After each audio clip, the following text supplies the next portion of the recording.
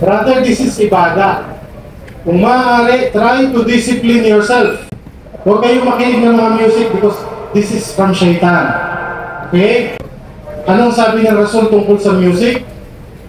Anumang uri ng awitin na nakapagpapabago ng damdamin ay ipinagbabawal sa isang mananampalataya. Okay? Kaya yung mga pakanta-kanta, music, kung maaari, try to spend your time during that time reciting Quran, memorizing Quran, those short surah, baka ang Al-Fatiha, medyo sablay-sablay ka pa. So, try to memorize it.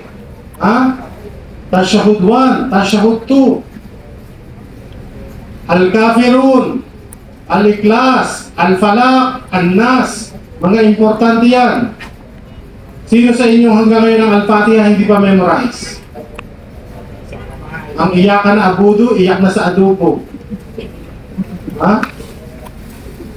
So medyo may problema yan. Pagka ngayon iyak na sa adobo, baka mahanghang ang luto. Okay? So dapat yan ay memorize nyo, bro.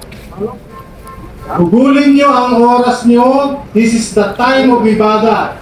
Yung siyam na araw. Saka isa pa, yung mga pakikipag-usap sa hindi pa asawa. This is mamnu. Okay? Bawal.